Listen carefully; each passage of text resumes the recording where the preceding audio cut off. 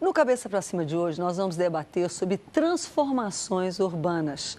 Todas as cidades do Brasil, eu espero, porque é o que nós desejamos, claro, é mudança, é melhora, mas eu creio que pelo menos as capitais e grandes cidades passam nesse momento por grandes transformações. Até que ponto que elas são planejadas, são do interesse público, não agridem o meio ambiente, não destroem o patrimônio histórico, enfim, há uma série de questões.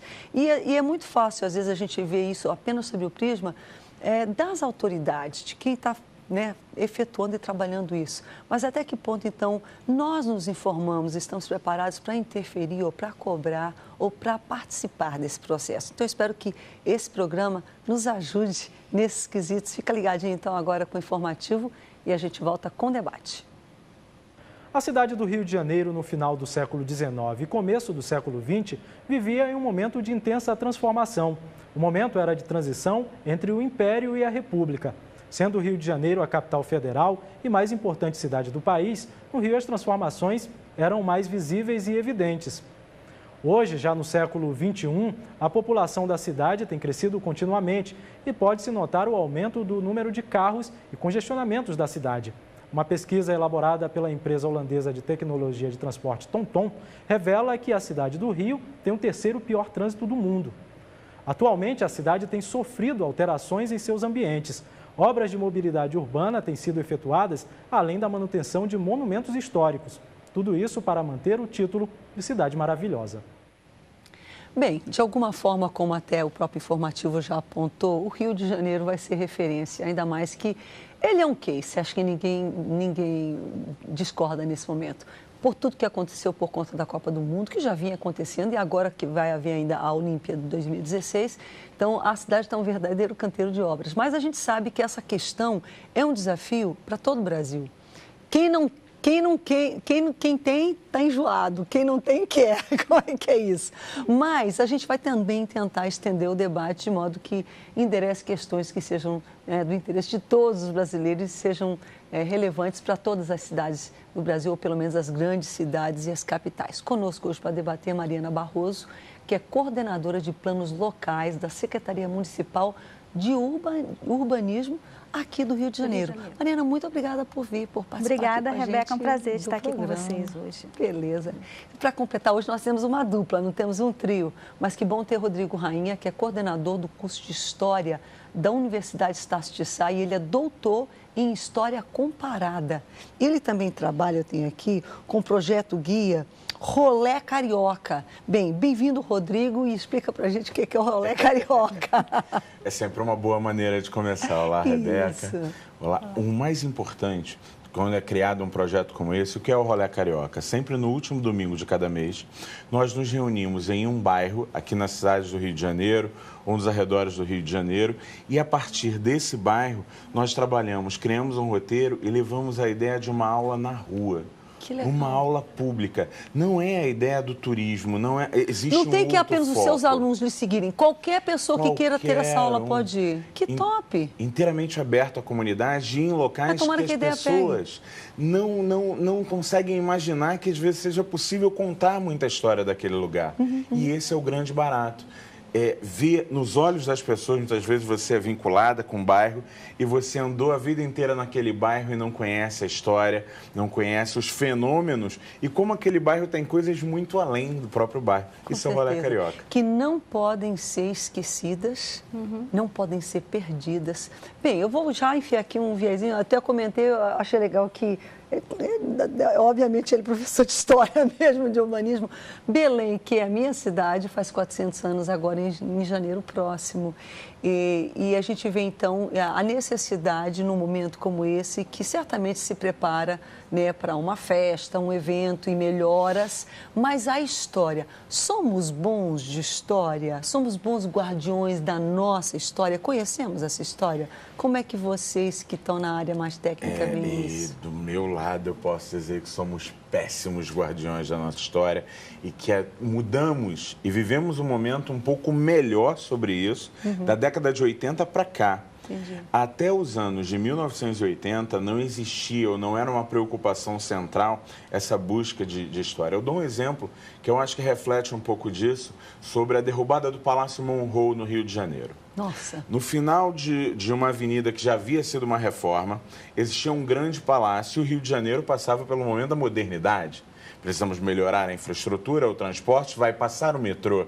Então o palácio está no caminho do metrô, retira o palácio, deixa o palácio, até que começa uma batalha nos jornais. De um lado, um grupo defendendo que o palácio era eclético, não representava uma arquitetura muito bem montada, destrói o palácio. De outro lado, a ideia de que não, deixa o palácio. Faz parte da nossa história, enfim. O museu mudou o trajeto, o metrô mudou o trajeto, mesmo assim, na ideia de arejar a cidade, transformar o palácio, foi para o chão. O palácio que era a casa do Senado brasileiro, durante o momento em que o Rio de Janeiro foi a capital do país. República. Daí eu acho que já mostra um pouquinho de como temos dificuldade em lidar com essa memória. Mas eu acho que durante muito tempo, a ideia, assim, de que o Rio de Janeiro era uma cidade que precisava ser remodelada, tinha e precisava, ninguém nega, a Vera... Sim, só que a ideia se contrapunha ao modelo que existia. Né? Então, era preciso destruir para fazer uma coisa nova. E depois isso foi visto que a gente tem um patrimônio, né, que não precisava destruir, que...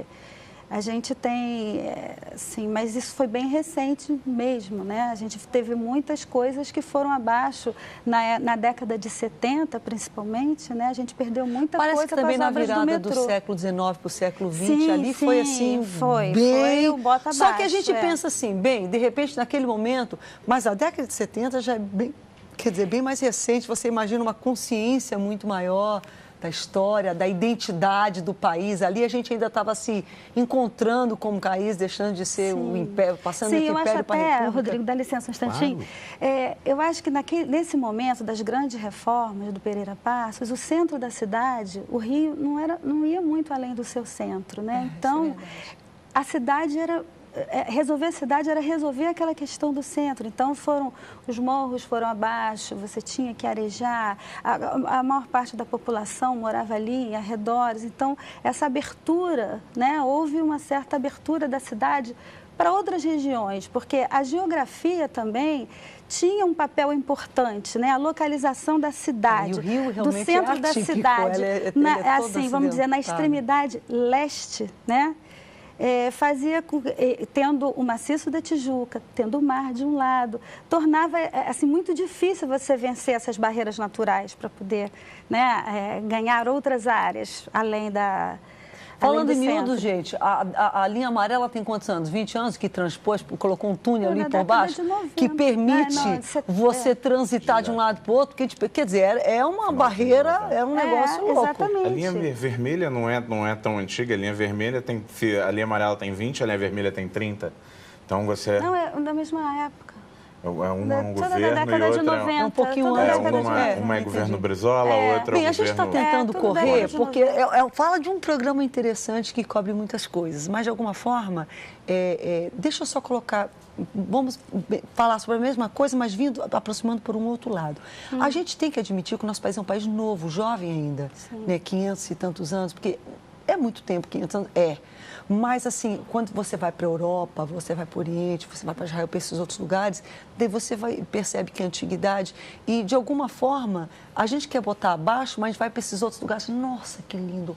Nossa. Quer dizer, tudo que é bem preservado, bem cuidado, como se incute, então, nas pessoas essa valorização? Claro que nós estamos tentando fazer isso exatamente agora, aqui, entendendo? Mas qual o valor? Eu percebo que o conhecimento da história é muito importante nesse sentido, né? Eu acho que tem um caminho que é muito legal para a gente perceber. Que a gente acha tão lindo lá, mas não quer ter aqui. Sim. Daí, como é que é isso? É uma contradição. Você quer ver uma coisa interessante? A gente falava da questão da reforma do Rio, mas, na verdade, Dom Pedro II inicia uma reforma, primeiro Dom João VI, depois Dom Pedro I e, principalmente, Dom Pedro II, inicia uma série de reformas em praticamente todas as capitais.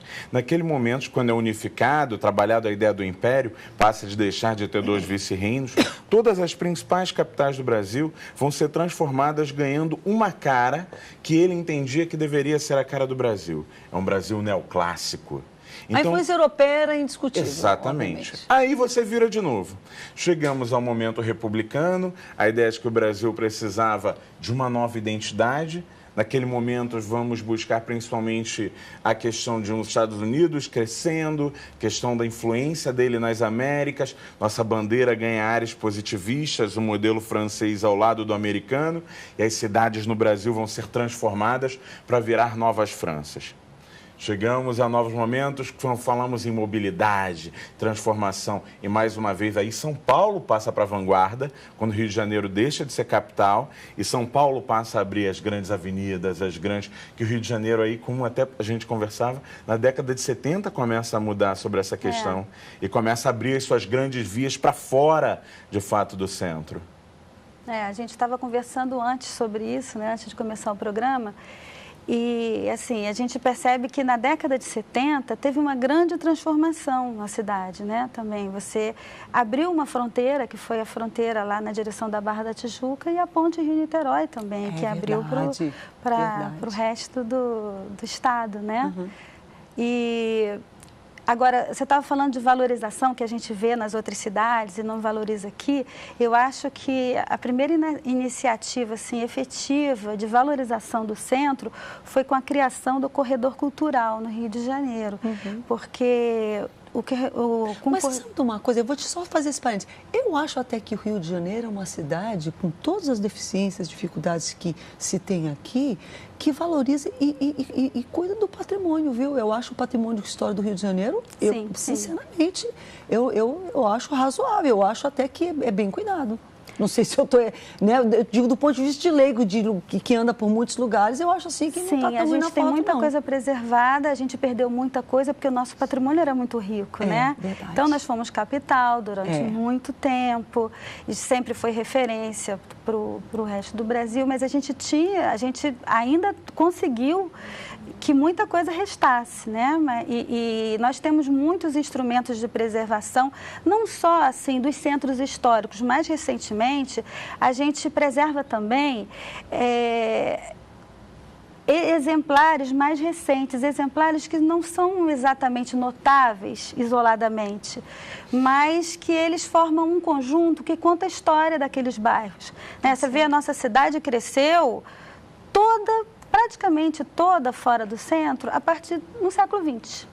Então, já tem uma sucessão de mudanças que já fazem as pessoas terem saudade. Então, a gente tem a criação de um instrumento, eu acho que só tem no Rio de Janeiro, que se chama Área de Preservação do Ambiente Cultural, que tem vários bairros que você preserva exemplares que contam a história daquele lugar, que eles isoladamente não são notáveis, mas no conjunto eles criam uma referência para as pessoas. A importância, então, da população local saber disso e procurar, então, encontrar essa referência, essa matriz. Aí, uma ideia como a do Rolê que você Carioca. Faz, entendi. Porque uma das grandes coisas que a gente percebe é que a grande dificuldade que muitas pessoas lidam no cotidiano é como a população muitas vezes não se vê identificada com a cidade. O sujeito acha, por exemplo, que determinada região é maravilhosa, mas não é a região que ele vive ou que ele habita. Então, o Rolê Carioca cria a ideia dessa identidade. Sabe por que você tem que cuidar da sua cidade ou do seu entorno? Porque você é a sua cidade. Ela é seu espelho. Se você está maltratado, a cidade vai estar maltratada. Se você estiver cuidando, trabalhando... E a gente geralmente inverte. A gente só fala que a gente está mal porque a cidade está mal, não entende também que nós somos a gente, né? Exatamente. Exatamente. Eu fico, assim, tem alguns fenômenos que são bem interessantes. Você, quando anuncia, por exemplo, o Rolê Carioca vai a Santa Cruz, um bairro da zona oeste do Rio de Janeiro, o antigo limite de onde começava o sertão, e as pessoas... Interior, termina o Rio. Exatamente. E desculpa, brincadeira. Mas é verdade. Mas Santa Cruz é um bairro que tem uma riqueza histórica impressionante. Você tem sabe o que eu descobri outro dia? Nós vivemos aqui, quando ficamos aqui, ficamos no Recreio. Tem um museu top lá no Recreio, cara. Museu do Pontal. E eu desconhecia. Sabe onde que eu descobri esse museu? No meu jornal, o Jornal Liberal de Belém. Tem uma matéria sobre o Museu do Pontal. E eu disse, não, ué, a gente nem sabia disso aqui.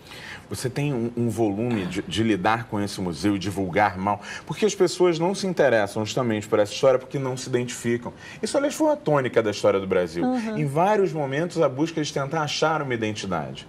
Durante um momento, a identidade brasileira era ser súdito do imperador. Bem, isso me leva ao assunto do segundo bloco. Eu falei que eu te interrompi, Rodrigo. Como é que é a questão, vamos falar um pouquinho, porque a gente sabe que o Brasil, nesse momento, vive um boom. Né? E, digamos assim, por mais que nesse momento os desafios econômicos, enfim, a gente atravessa um momento difícil, mas a gente vê que via de regra, há uma preocupação muito maior com a questão do transporte de massa, o transporte urbano, né? A urbanização propriamente dita, que é um outro grande desafio. Cada cidade tem uma ocupação, melhor dizendo, desordenada, de uma forma, acho que bem singular. De acordo, por exemplo, aqui no Rio é mais nos morros, já em Belém é mais nas áreas alagadas de Mangue, Manaus, idem. Quer dizer, cada lugar, outros lugares é beira de estrada, de acordo com a característica geográfica e a topografia daquele local, daquela cidade, ocorre isso. Isso porque o que a gente pensa aí? O que aconteceu, aconteceu. E daqui para frente? Entendeu? Vocês veem como é que está o plano aqui no Rio de Janeiro? Porque aquilo, assim, ou a gente só está ocupado todo o tempo correndo atrás do leite derramado, não há um plano, entendeu? No sentido de interferir na forma que a gente constrói e ocupa efetivamente, faz a nossa cidade, né? Faz ela existir. A gente volta já. Uma das coisas que eu não sei se vai dar tempo. Cabeça pra cima.